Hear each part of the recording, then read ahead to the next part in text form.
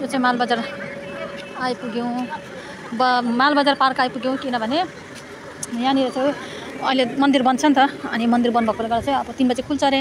त्यस कारणले गर्दाखेरि चाहिँ अब यहाँ पार्क एकछिन पार्कमा टाइम पास गरेर चाहिँ निस्क्यौँ भन्ने चाहिँ अब सोच्दैछु कि अब टिकट काटेर पसेँ। त गाइज यहाँनिर चाहिँ टिकट 20 रुपियाँ गरेर रहेछ।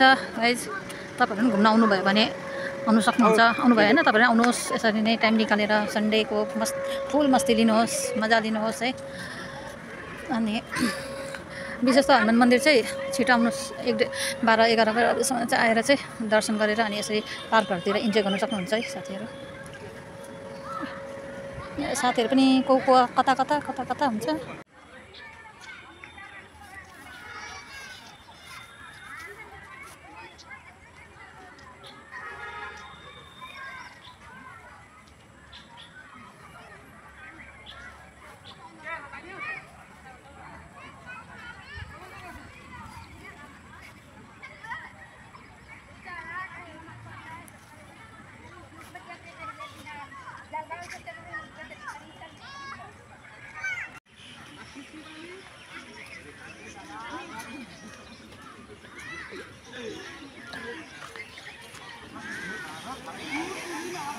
वाउ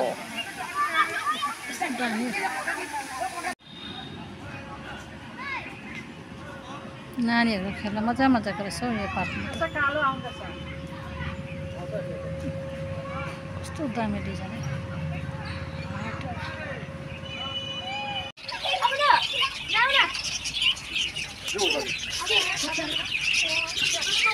कि सुन्दर पाखी बुढा।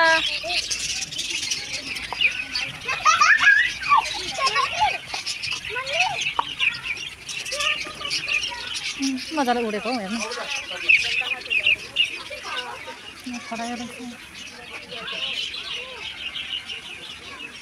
यहाँ झुल्ने पनि रहेछ।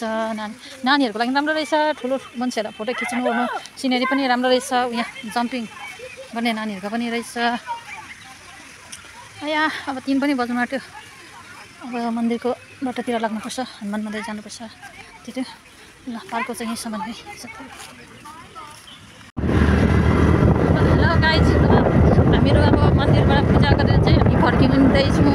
किनकि अब भित्रको त भिडियो गर्नु दिँदैन अरे हनुमान मन्दिरमा है। अनि त्यस कारणले गर्दाखेरि चाहिँ